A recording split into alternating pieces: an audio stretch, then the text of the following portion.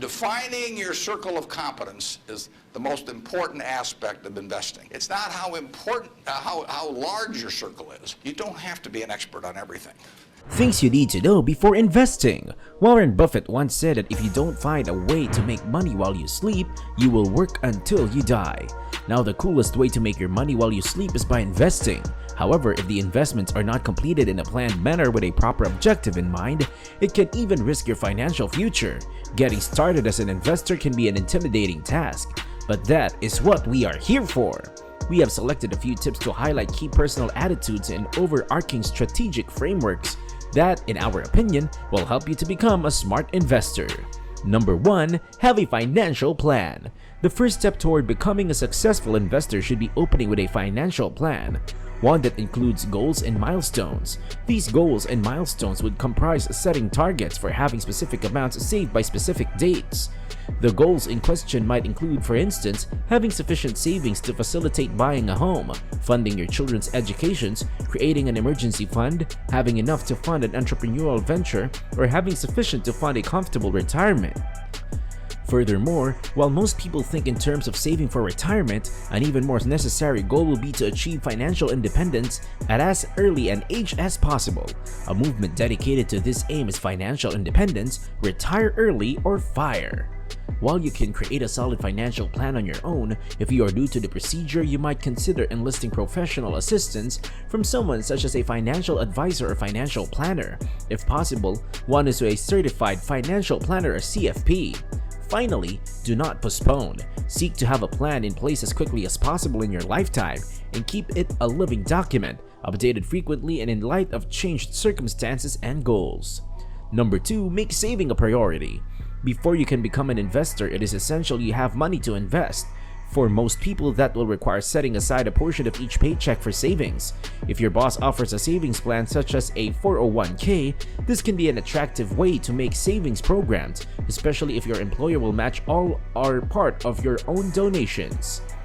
In setting up your financial plan, you also might contemplate other substitutes for making saving automatic.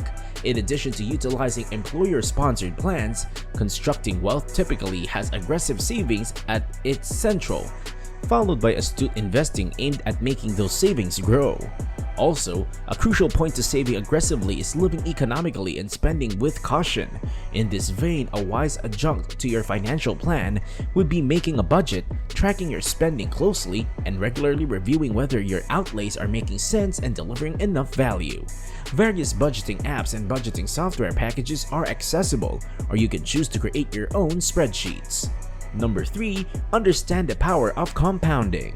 Saving and investing on a consistent, systematic basis and starting the discipline as early as possible in a protracted period of historically low interest rates has reduced the power of compounding to some extent, but it also has made starting early to build savings and wealth more imperious, since it will take interest-bearing and dividend-paying investments extended time to double in value than before, all else equal. 4. Understand risk. Investment risk has many facets, such as default risk on a bond, the risk that the issuer may not meet its obligations to pay interest or repay principal, and instability in stocks, which can produce sharp sudden increases and decreases in value.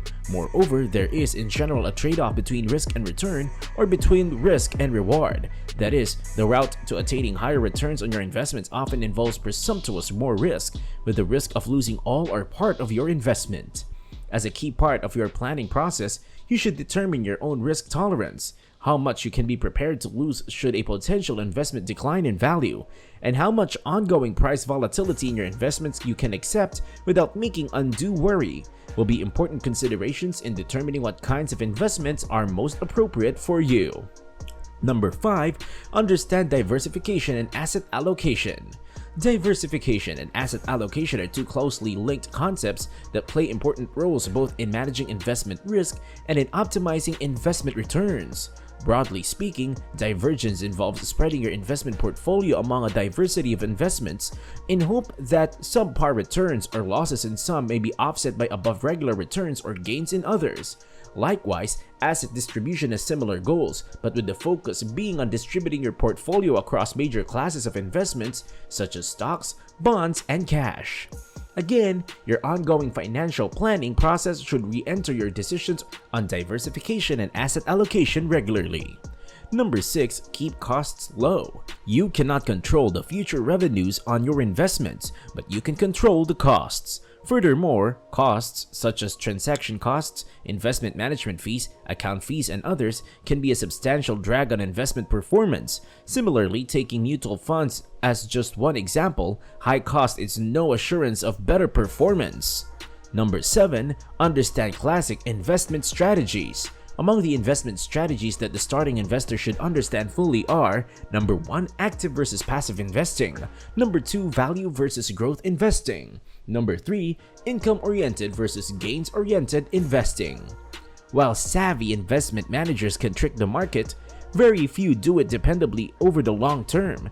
This leads some investment pundits to endorse low-cost passive investing strategies, mainly those using index funds that seek to track the market. In the kingdom of equity investing, value investors prefer stocks that appear to be relatively cheap compared to the market on measures such as price-earnings ratios, or P/E, hoping that these stocks have upside potential as well as limited downside risk. Growth investors, by disparity, see greater opportunity for gain among stocks that are recording rapid upsurges in revenues and earnings, even if they are relatively posh. Income-oriented investors seek a stable stream of dividends and interest, either because they need the ongoing spendable cash or because they see this as a strategy that restricts investment risk, or both. Among the difference of income-oriented investing is focusing on stocks that offer dividend growth. Gains-oriented investors are largely unconcerned about income streams from their investments and instead look for the investments that seem likely to deliver the most price appreciation in the long term. Number 8. Be disciplined. If you are indeed investing for the extended term, according to a well-thought and well-constructed financial plan, stay disciplined. Also, always take the statements of market pundits with a grain of salt unless they have long independently verified track records of analytical accuracy. Few do. Number 9. Think like an owner or lender. Stocks are parts of ownership in a business enterprise. Bonds represent loans given by the investor to the issuer. If you intend to be a brainy long-term investor rather than a short-term speculator, think like a potential business owner before you buy a stock, or like a potential lender before you buy a bond. Do you want to be a chunk owner of that business or a creditor of that issuer? Number 10. If you don't understand it, don't invest in it. Given the proliferation of composite and novel investment products as well as of companies with compound and novel business models, starting investors today are faced with a vast array of investment choice that they may not fully understand. A humble and wise rule of thumb is never to make an investment that you do not fully understand, chiefly when it comes to its risks. A corollary is to be very careful about evading investing fads, numerous of which may not stand the test of time. Bottom line, having the commitment to invest is a great thing, but it loses its determination if the goal, the investment tenure, and the financial tool for investments are not strong. So even before you start investing, try to find out these uncommon things. Why are you investing? For how long of a time would you be investing? The risk tolerance and others. These steps will aid you achieve your investment goals flawlessly.